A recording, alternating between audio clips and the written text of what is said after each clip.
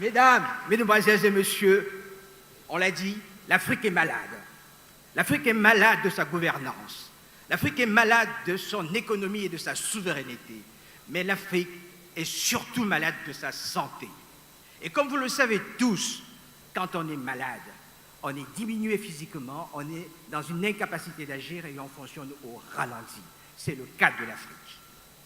Pour illustrer l'état de santé de l'Afrique, je vais vous rapporter ici un cas. C'est une histoire vraie, comme tant d'autres qui se passent dans nos hôpitaux. Il s'agit d'une histoire qui est survenue dans la nuit du 16 au 17 octobre 2023, il y a à peine 3 mois. Aïcha, âgée de 27 ans, était au terme de sa 3e grossesse. Vers 20h30, elle a ressenti les premières contractions. Elle qui avait déjà l'habitude d'accoucher puisqu'elle avait 2 enfants, savait que le moment était venu de se rendre à la maternité de son quartier. Elle s'y rend accompagnée de son mari. Le premier diagnostic est fait, elle doit accoucher, mais c'est une maladie parce que l'accouchement ici risque d'être compliqué. Aïcha est donc orientée dans l'hôpital de la ville, le plus grand hôpital, dans le service des urgences pour une prise en charge plus appropriée. Le premier diagnostic est confirmé et on prescrit à Aïcha une ordonnance pour aller acheter des médicaments pour la prise en charge. Son mari laisse Aïcha à l'hôpital et se rend dans la ville pour rechercher une pharmacie de garde de nuit afin de trouver le médicament approprié. Par la suite, le cas de Aïcha s'est aggravé. Et Aïcha, sentant un petit peu la faiblesse s'installer et dans ses dernières énergies, lança des cris de détresse. « Vous allez donc me laisser mourir » dit-elle. Elle s'écria plusieurs fois face à l'indifférence totale du personnel de santé. À 3h du matin, Aïcha rendit l'âme.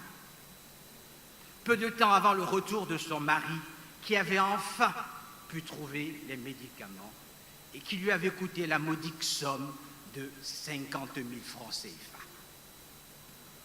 Une autre histoire tout aussi triste, mais dans un contexte différent. C'est dans la nuit du 9 au 10 novembre 2020. M. Amadou Toumani Touré, ancien président de la République du Mali, décédé en Turquie à la suite d'une évacuation sanitaire. Comme lui, notre élite dirigeante se soigne et achète ses médicaments en Europe parce qu'ils n'ont pas confiance dans leurs hôpitaux ni aux médicaments dont ils autorisent, aux faux médicaments dont ils autorisent la vente dans nos pharmacies. Oui, nous sommes tous conscients que dans ces domaines comme dans d'autres, la situation est intenable et inacceptable. Nous avons en Afrique le taux de mortalité infantile parmi les plus élevés au monde, l'espérance de vie la plus faible. Et tout ceci, naturellement, impacte notre économie. Oui, pour 50 000 francs CFA et le manque de déontologie et d'éthique, Aïcha et son bébé sont morts, laissant derrière elle 2 orphelins. Alors que notre élite dépense chaque année dans l'Afrique subsaharienne l'équivalent de 7 hôpitaux, tenez-vous bien, 7 hôpitaux de référence pour se soigner. Et ces soins se passent où? Pour des évacuations sanitaires, contribuant ainsi au développement de l'économie de la santé et du système de santé des autres pays, au détriment de la nôtre et de nos populations. Comme Aïcha, l'Afrique subsaharienne perd toutes les 3 minutes une mère en couche. Toutes les 5 minutes. Toutes les minutes, 5 enfants de moins de 5 ans décèdent. Ceci impacte naturellement l'espérance de vie de nos continents. Aïcha avait 27 ans. C'est encore une mort précoce de trop. L'espérance de vie, si on prend en Afrique de l'Ouest, est de 55,87 chez les hommes et de 57,82 chez les femmes. C'est la plus faible au monde. Et vous comprenez donc pourquoi ceci impactera naturellement et de manière considérable la situation économique de nos pays. Aïcha était institutrice. Ce n'est pas simplement une mère que 2 enfants perdent, mais c'est aussi une éducatrice que les élèves de son quartier ont perdue. Ces morts intolérables et évitables pour la plupart, ainsi que ces années de vie perdues, représentent, au-delà de leur caractère inacceptable, un frein considérable pour le développement de nos économies. Comment donc espérer le développement et le progrès inclusif alors que nos citoyens n'ont pas accès à ce qu'il y a de plus important au monde pour l'homme, la santé? Oui, une étude de l'OMS a montré qu'on estimait à 2400 milliards de dollars le manque à gagner chaque année dû à l'état de santé des populations. Une autre étude a montré que si on évaluait l'impact de la santé sur le développement économique et sa croissance en les mesurant en espérance de vie, lorsqu'on gagnait une année d'espérance de vie, on augmentait notre produit intérieur brut de 4%. Vous voyez les conséquences. Mais comment en est-on arrivé là? Pour commencer, je veux vous mettre un peu dans un contexte de l'histoire. L'histoire de la création et de la naissance du système de santé en Afrique francophone. Celle-ci date de l'époque coloniale. Dans les années 1900, un système de santé est mis en place en Afrique francophone. Ce système de santé a surtout une vocation à prendre en charge des militaires. Et elle a à son cœur un dispositif de soins qui est essentiellement fait pour prendre en charge des maladies graves. Les patients sont alors, pour la plupart, conditionnés et stabilisés en vue d'une évacuation sanitaire pour une meilleure prise en charge dans les hôpitaux de la métropole. Car, dit-on déjà à l'époque, les moyens sont insuffisants dans les hôpitaux des colonies. Tiens. Cela ne vous dit rien? Aujourd'hui, plus d'un siècle plus tard, nous entendrons encore parler d'évacuation sanitaire pour plateaux techniques insuffisants. Alors même que l'argent dépensé pour le parc automobile de certains de nos ministres suffirait à équiper un hôpital de ce plateau technique. Alors, par la suite, ce système de santé qui se voulait un peu généreux a élargi l'offre de soins, bien plus pour des raisons économiques, parce qu'on avait besoin des indigènes en bonne santé dans les mines et dans les plantations, que pour des raisons humanitaires. Et ensuite, on avait besoin des compétences. Et ces hôpitaux qui étaient créés au départ étaient réservés aux indigènes. Il y avait des hôpitaux pour blancs. Et seuls quelques indigènes qui étaient blanchis pouvaient avoir accès aux hôpitaux de blancs. Et parce qu'on avait besoin du personnel, il fallait en former. Et c'est en 1918 que l'école de médecine de Dakar a été créée. Elle avait pour vocation de former des auxiliaires médicaux, on appelait à l'époque des médecins africains ou des professionnels africains, afin d'assister les Blancs. Et leur rôle était donc d'être des assistants. C'était des médecins pour indigènes. Il était d'ailleurs clairement inscrit sur leur diplôme qu'ils n'avaient le droit d'exercer que dans les colonies, dont on leur reconnaissait une compétence limitée. Ils étaient alors affectés dans les hôpitaux pour indigènes. Ils travaillaient le plus souvent d'ailleurs sous la responsabilité de médecins blancs. Quand bien même ils étaient compétents, ils étaient toujours considérés un petit peu comme moins bons que les autres.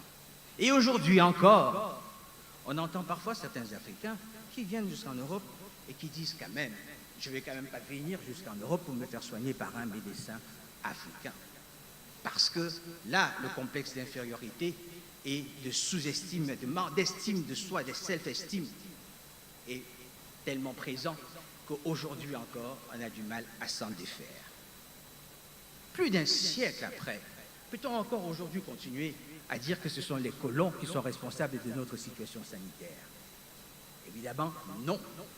Nous, Africains, nous sommes les premiers responsables de cette catastrophe. Oui, d'abord nos dirigeants, nous, citoyens, et enfin, et surtout, les professionnels de santé. Les dirigeants, pourquoi? Les premiers responsables, parce que diriger un État, c'est diriger un État, c'est répondre aux besoins les plus élémentaires de ses concitoyens, y compris les besoins de sécurité sanitaire qui relèvent des pouvoirs régaliens d'un État.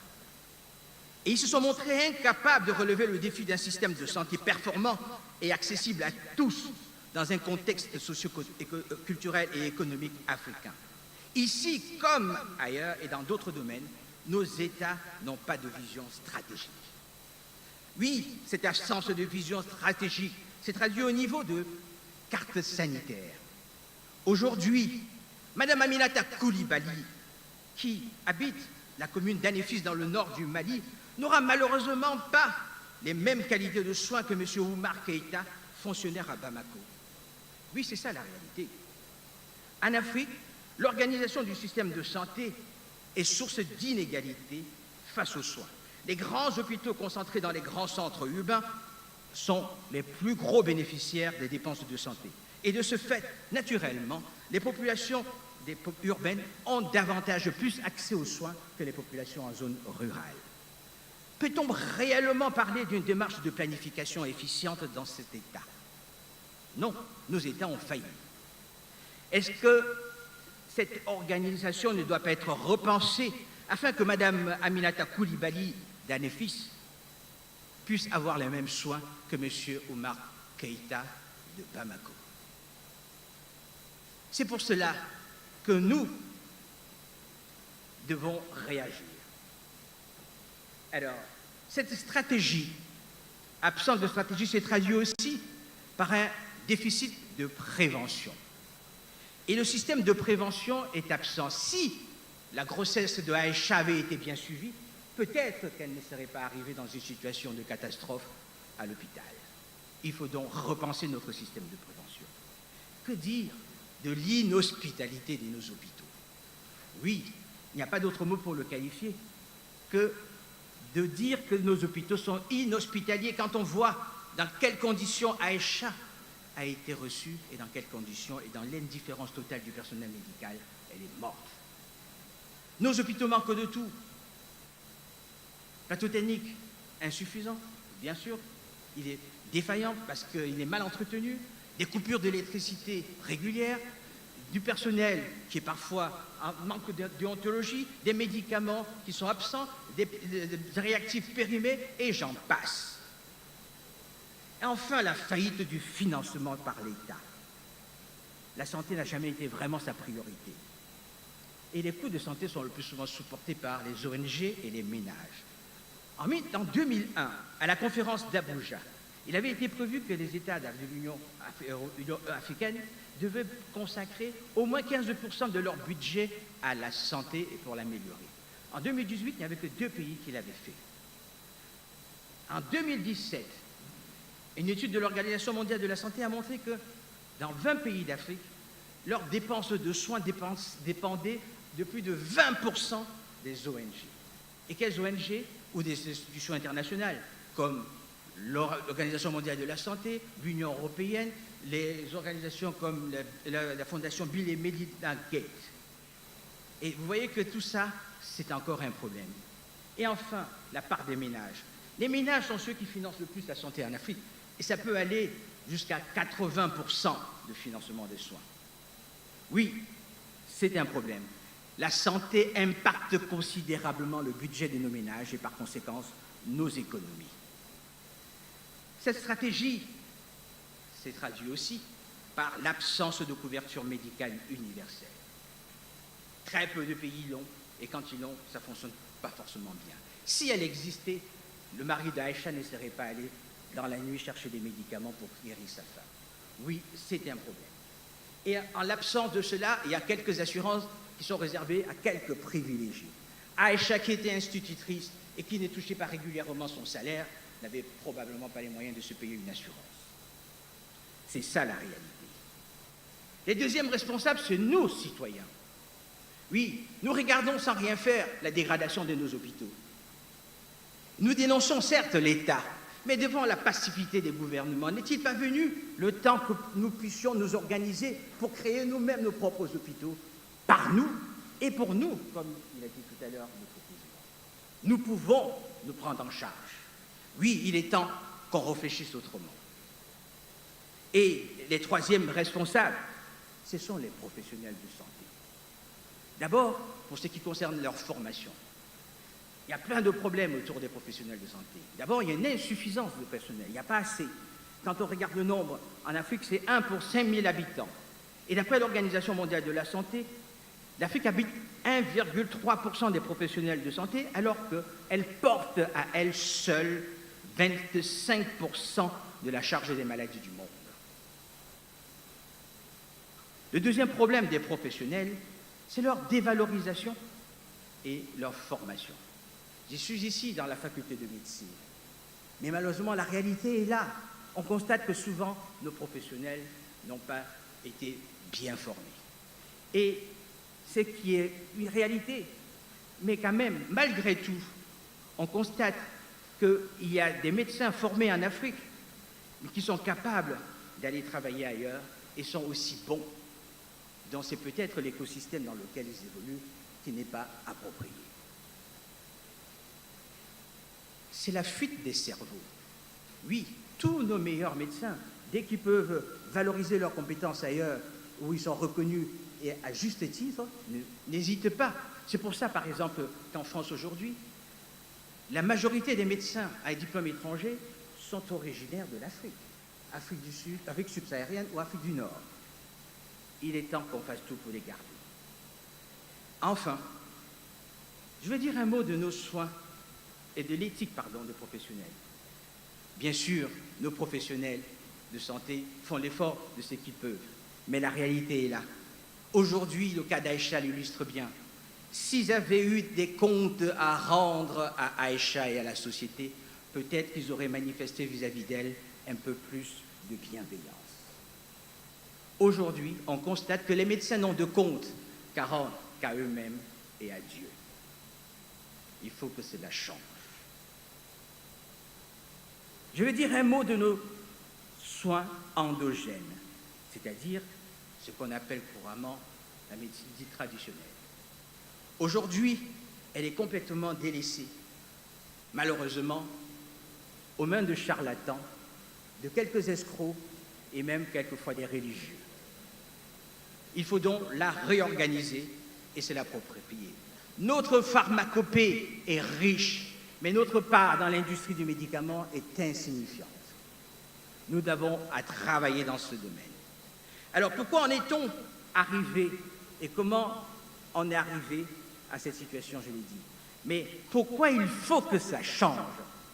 Mais il faut que ça change parce que l'Afrique est confrontée à des défis qu'elle va relever. Un défi du poids des maladies, un défi économique et un défi de la vieillesse. Le poids de la maladie parce que la population africaine augmente. Aujourd'hui, on est à plus d'1,4 milliard d'habitants. En 2050, on sera à 2,4 milliards. En 2100, plus de 4 milliards. On aura 40% de la population mondiale qui sera le plus souvent des jeunes. Et on sera confronté à des maladies qui persistent encore aujourd'hui. Aujourd'hui, l'Afrique porte le plus gros poids des maladies transmissibles, des maladies comme le paludisme. Aujourd'hui encore, plus d'un mort par minute en Afrique subsaharienne de paludisme. Et on a 96% des décès dus au paludisme dans le monde. Demain, on sera confronté à de nouvelles maladies qui sont des maladies non transmissibles, comme le diabète, l'hypertension, le cancer, etc., qui seront dues à l'urbanisation et au changement de mode de vie. Et si on ne fait rien, on sera écrasé par toutes ces maladies. Il est temps qu'on réagisse. Le deuxième défi est celui de la vieillesse. Bien sûr que la population va augmenter, même si on meurt, mais le pourcentage de gens qui vont vieillir, même si, comme il est que de 3% aujourd'hui des gens qui ont plus de 60 ans, sera encore plus qu'aujourd'hui. Qu'allons-nous faire de nos personnes âgées? Ne devons-nous pas inventer un système propre à nous, Africains, pour pouvoir les prendre en charge avant que les maisons de retraite occidentales viennent nous envahir? Enfin, le défi économique. On l'a dit tout à l'heure, gagner une année d'espérance de vie, c'est 4% de produit intérieur brut en plus. Nous pouvons le faire. Est-ce qu'une autre solution est possible? Ben oui, c'est possible. D'abord des centres d'excellence. Ici même au Mali et au Burkina Faso, on parlait du paludisme tout à l'heure. On a des centres d'excellence dans le paludisme, dans la drépanocytose. C'est déjà un pas. Ça existe dans d'autres pays. Certains pays ont fait même l'effort de mettre en place une politique de santé audacieuse et ambitieuse qui va porter ses fruits. Je vais citer ici le Rwanda. Un deuxième élément qui va fondamentalement changer les choses, vous, les jeunes, et vous êtes au fait de cela, c'est le digital. Le digital va nous offrir une opportunité extraordinaire ici en Afrique pour redéfinir notre système de santé, aussi bien dans l'offre de soins que dans la gestion et l'accessibilité de soins et dans l'économie de la santé. Nous avons un défi à jouer, à prendre dans ces cas. Et enfin, l'économie de la santé. Il faut la penser autrement. La santé, en Afrique, est le plus souvent conçue simplement comme un bien de consommation. Aujourd'hui, il faut la concevoir comme une économie, non seulement pour soulager et rendre les gens bien portants, mais aussi pour produire de la richesse. Et c'est pour tout cela, comment ça, on a pensé qu'on peut changer les choses.